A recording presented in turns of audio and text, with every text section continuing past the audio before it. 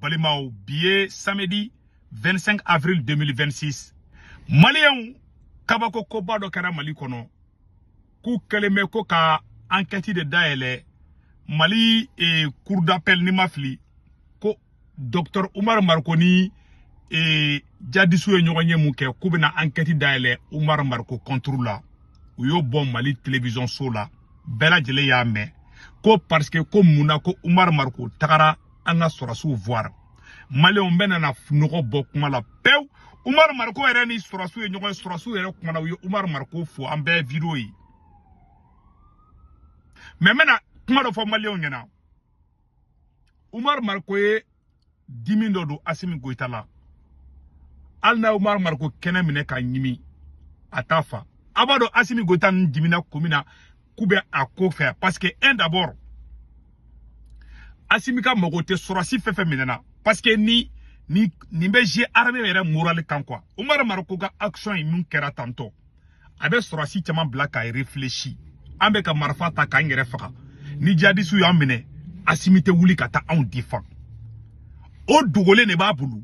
sorasi commande Assimi Goïta aba daba commande ki black ata kele la ni minati ati défend ibe saw bulu billahi tallahi surasu yere somogo de be kata mogo were gansan woli nere wola ne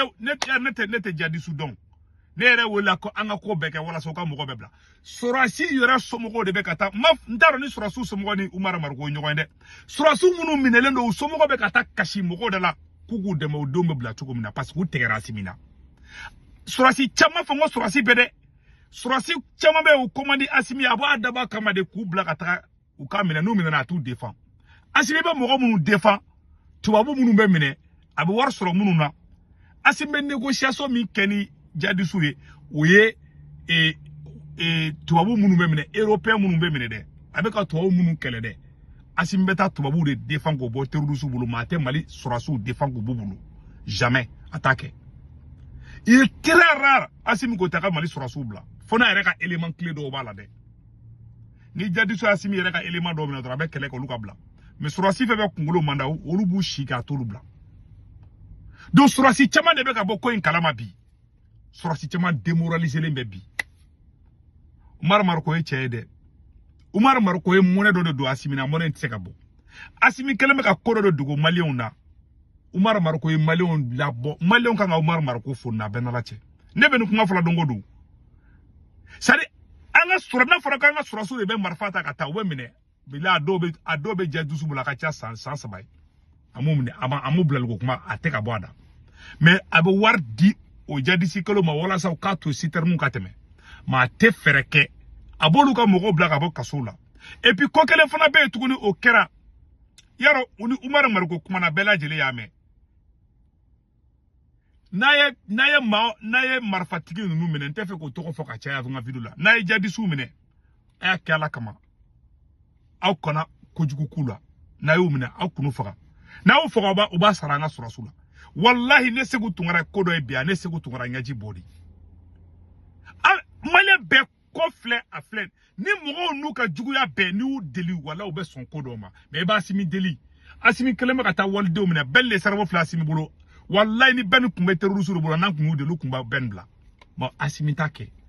aya ta okala je bon naman koroshi biraga mogo nunu mena be jamaleon ye ima Assimi mogo ma Assimi panique kunyo c'est-à-dire aller kafiri de quoi c'est-à-dire que ambe ka munu kele de ko le tieni ngala wuye de olu be mogo la me ou be sabali yoro do la ou be hina mogo la Assimi te hina mogo la na Assimi mene halni ala kuma na fatibla be misela kele ndawma et comme on appelle là fin à toi borangono ankara moga itara ka chedo ko muire ko ala chen to ko borangono aitara ka élément de la kamina jadi subulu abe akumbe kaile ko muire chen to ko de borangono quoi aitara ka mogodo uya mina blale abora awufu akoko wallahi ka be mogodo nufu be malien be yame ni wahabia ro kundo dore ikuma abdunya ngoli kimaye kube ko mogodo defay ba isa doro bon ni jamana krati c'est pas bon angana keni kodo kay mogodo la may mogodo la angana keti Ni moi nous flene. Billahi Mali be ka ta sramika. Asimi be ka Mali marani srami. Dona be kala Mali on be ke jadi su fene asimi. Na ma ke aka foma go tunya bu ko din ta to fleni. Mogo commencera ka kuma fol damne. Parce que moi Oumar Marko taru de le kuku banga mogo nani bla. Mais ni asimi de la te mogo bla. Ay non jamais ate aleti bla. Bon finalement mogo be na dan na ka te ma asimi ka. Bon oye Mali don tora so Mali ko lata. Ni nous de le son. Et puis nous manga sur so mena tout maltraité quoi. Bon na ye nous nga mogo mena ambu julangolo photo bo. Wa duga video manuma. Ubu julangolo photo ali Amérique take. Ali Amérique ye jadi su mena te songa libu. Parce que échange de prisonniers bi. Négociation bi. Amérique ba ke, Irishi ba ke, be ba ke. Échange de prisonniers ba ke. Bon. Nous ils sont immatures. Oumar Marko mako jugu. Oumar Marko tara nu sigira ka kuma bi bela jele yame. Oumar Marko nanga surasu sigira ka kuma bi bela jele kuma nu me. Surasu ko kube Oumar Marko fu. Oumar Marko kaka fodi. Et puis avec toi de Oumar Marko quoi. Et puis avec ka jugu ira quoi. Et puis ça c'est nié molo ya kodi quoi. Non seulement vous êtes incompétent ka jamana contrôler. Oumar Marko bena bamako. Billahi ni ko Oumar Marko beta kuluba don la ka ta draka duni. Iba baldrabe Oumar Marko jole ka kuluba dala. Na été dire la main. Ça asimi panique coup. Quand t'as procureur ou bla ou quand t'as communiqué que Mali télé là. Doit être paniqué le parce qu'avec un monde ou bon de kalama. Bon avec nous qu'elle comme marfa be nous bolobi mais nous me hina katema asimika. Ne nous de la obeso mais asimi de la était son. Alamun kumana be kumana kika belle le cerveau bla mo bla. Ibeka bi e do eni bina différence du même eni yada kali nyokoche. Billahi Malion beta nous deli oba to mokotala. Oumar Marko kelenteo. Nous ga koba beni ou deli kodo na oba to itala. Mais était mokolame. Bon, on devait ka Mali, ima Mali contrôle tibolo bia. Mali dugu keme shegini ko o contrôle beni man de bulu. Ubeka moko nege ba e nalomadi e be dénigrer manna. Ebe ka Malion fara wakati mina nunu be ka Malion hina mine. Bon ni mi kolosi jamana be divisé en deux. Bon il y a popularité de Oumar Marko mata. Il y a popularité de Oumar Marko ma, il y a popularité de Jenim Moko fanama. Billahi tallahi nebe Malion nebe Moko ka discussion na même Moko be ka foko jaja kal terusu comme ça nasimi. Bon ni jamana sero niveau la droit c'est très dangereux. Ba bet keri labi. Be ado ye kafirdi. Beado ye fendo bay beado ye laga tore beado danga biko iga viro manu munu meka boka kuma moko tikele mbula wallahi ite foi la ka moko blaka moko denigri bon ebe ka munu kele me kef ka fanga sa danabi olu be ka commencer ka jamale onye bi ka teme ereka olu be hina ube moko la meme ete moko la me ete hina ete koto moko tala ete koto ala tala ete ala mi eda ete ala la me. Anga ke Oumar Marko mai e bi Mali mako kele fama asimika fangala de mama de be kebe Mali fe doso flene doso yu yere faka Mali ebi mais billahi asimi go ta fleka ta doso ka moko ba un doso puissant Amadou Nyonzon Koulibaly a photo fleni e asimi go ta koko ko banjakara ka ka accord signé ku ka son ou ka son marfatiku kumara kuka soko jadisu kumara asimi gotao chibla kata banjakara donso bora kufo asimi donso balika Mali défend jadisu rebeka Mali di Mauritanie frontière abem de lemu bolobi beta mu enquête de kebi parce il desera ko jakuma ti saka fora la ko nyina nkindala ni be se kola sauf la bolikena fleni jeni mogo uma ke territoire wala kade anya biga video man kolon de bolina ko mogo nyeda bode ate Oumar Marko don billahi tallahi ni cheme nyona ko Oumar Marko wallahi billahi Mali surasi Oumar Marko ni Mali surasi ban nchaman kadi ile Mali o garade chabana no Oumar Marko kadi Oumar Marko fekele fashi mai Oumar Marko flene billahi tallahi relation bani surasu che o politicien te Mali ko na bu nyoko che sanogo nyana kurita la tukuna ne ba be kalama sanogo nyi kurita mke atete la billahi ne ba be kalama mais ta be fo réseau kandi ere fana ba do ay kurita ka chogomna abaro Oumar Marko kumba kalama yana ka abodo c'est pas pour rien aw jatti keraw ay bekele mo te bekele ay bekele Mali ko mo te bekele ne ma fo Umar Maroko kaya ma Umar Maroko ni mu ketanto wallahi billahi ni korane che Umar e popularité ba di soro ay Umar ke hero di ay Umar ke superstar de bi a benana na krache aw kuma ko nyechi ni kali aw kuma nga aw kuma nga ni kina fo rien ne se passe quoi mais ay valeur ba douala aw kuma nga nyechi ni kali bon ale fait ka be kan ketanto discussion be chaya bon discussion be chaya beba don fana e fo tipidi Surasi be Nasimi Goita tafa abol blagata ambiscade de la wala sa jadisu gomne Surasi munu minele me asimite ku défendre bon surasi obe courage de surasi jumena ka marfata ka beta keleke pa surasi ke ba bla kuna ne minena président ne défend bon be tikelembe ela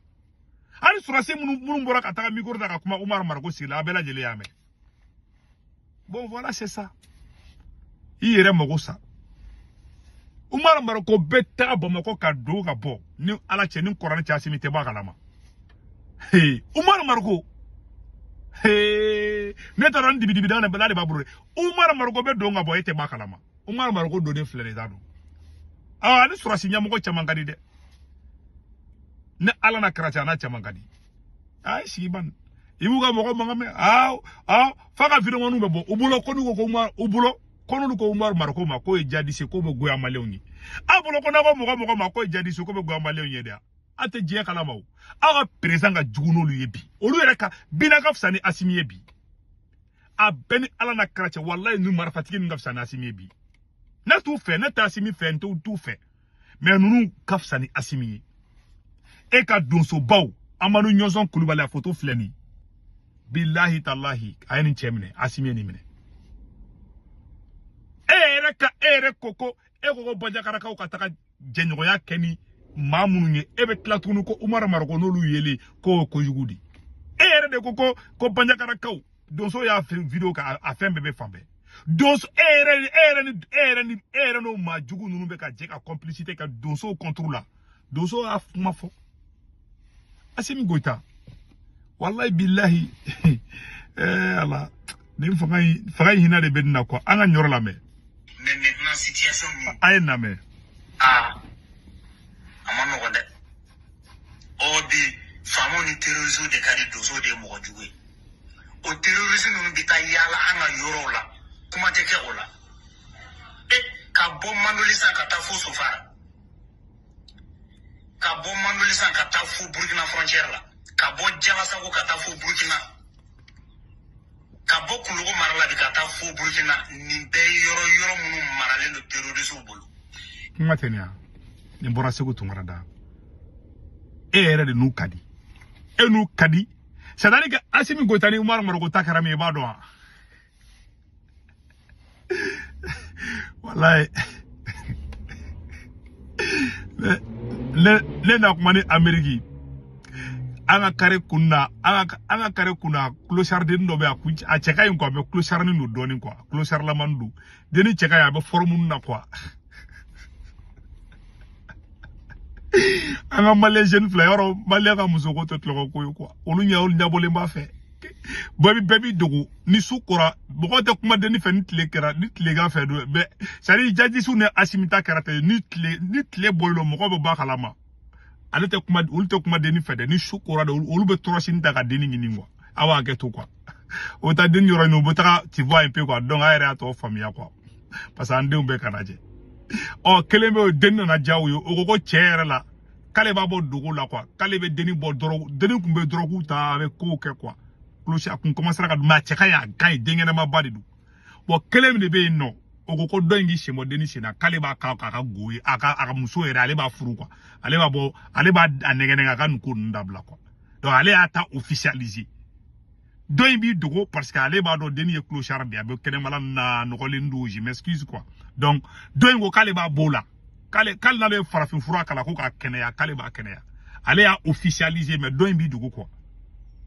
tu vois pas Assimi Goita ni fenta karateli quoi ça dit que olubi dogo ka terrorisme sunguru tege o te fe male nga do ka fo ko Assimi te fe male nga ba kala ma kale ni bina nkari de Umar Maroko ko ma ale fle de maraga da ali quoi ale a tabo dogo la ale ko he anga ke kene re kan shegele anga ke mais Umar Maroko chef folo fana te ni ani mo gon abetanga surasu libéré sari relation ne se ko tungara tara malla dum na ne tara mali surasi mi soro Umar Margo fe bila ne tada do ne tara Umar bi surasu kadi de la ilaha Umar be donga ba simite ba kalama Umar yera ne Umar ye malla domina no wa bi asimite sinogo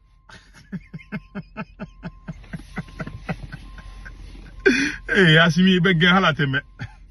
Umar ye bara be ke ka bon nanganda bla gara taka baga surasin ana ma kolosi surasi munu filene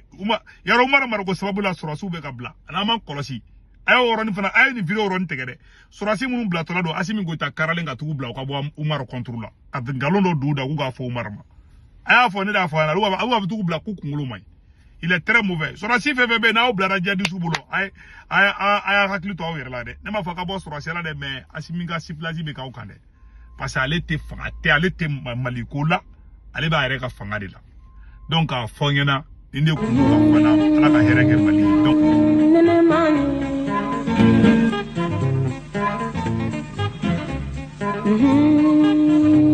Allah enene man